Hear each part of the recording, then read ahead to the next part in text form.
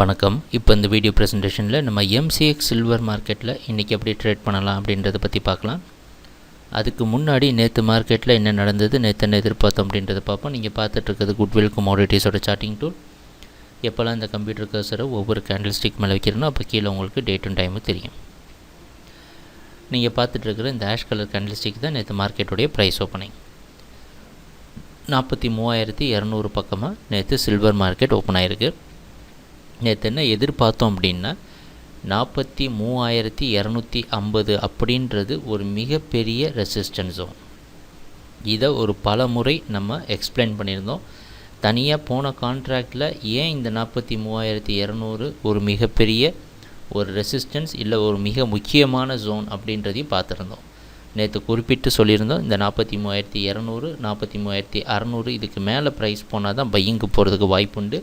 அப்படி இல்லை அப்படின்னா மார்க்கெட் மறுபடியும் செல் ட்ரெண்டை கண்டினியூ பண்ணுறதுக்கு வாய்ப்பு அதிகமாக உண்டு அப்படின்றத எதிர்பார்த்துருந்தோம். அந்த அடிப்படையில் ப்ரைஸ் ஓப்பன் ஆனதுக்கப்புறம் பாருங்கள், நம்ம குட்விலோட சார்ட்டிங் டூலை இண்டிகேட் பண்ணுது மார்க்கெட் மேலே போகிறதுக்கு சாதகமான வாய்ப்புகள் ரொம்ப குறைவாக இருக்குது அப்படின்ட்டு.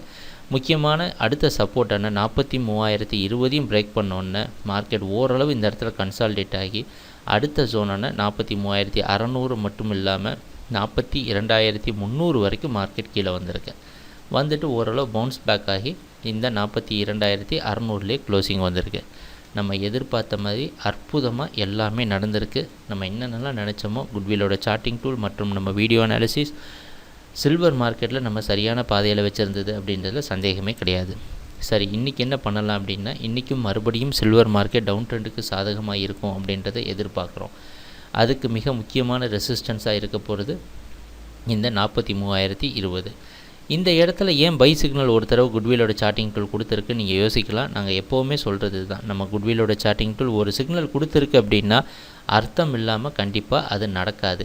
அது ஏன் அங்கே கொடுத்துருக்கு அப்படின்றத பின்னாடி போய் பார்த்தோன்னா பல முறை இந்த இடத்துலேருந்து மார்க்கெட் தெளிவான பவுன்ஸ் பேக் 42,600லேருந்து ஒரு தெளிவான பவுன்ஸ் பேக் பல முறை கொடுத்துருக்கு அப்படின்ற காரணத்தினால தான் நமக்கு ஒரு இண்டிகேஷன் பண்ணுது.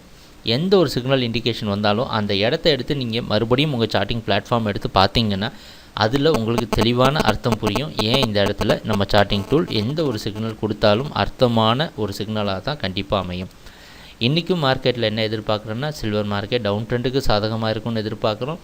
43,020 இந்த இடம் வரைக்கும் மார்க்கெட் டவுன் ட்ரெண்டுக்கு சாதகமாக இருக்கும்னு எதிர்பார்க்குறோம். அப்படி ட்ரெண்ட் கண்டினியூ ஆச்சுன்னா நம்ம எதிர்பார்க்குற முதல் ஜோன் 42,260, அதுக்கப்புறம் 42,000 அப்படின்ற இந்த ஹோல் நம்பர் இருக்குது பார்த்திங்களா, இது ஒரு முக்கியமான சைக்காலஜிக்கல் ஜோன். 42,000 சொல்கிறது அந்த முக்கியமான ஜோனையும் சில்வர் மார்க்கெட் தொடுமா அப்படின்றத நம்ம எதிர்பார்த்துட்ருக்குறோம்.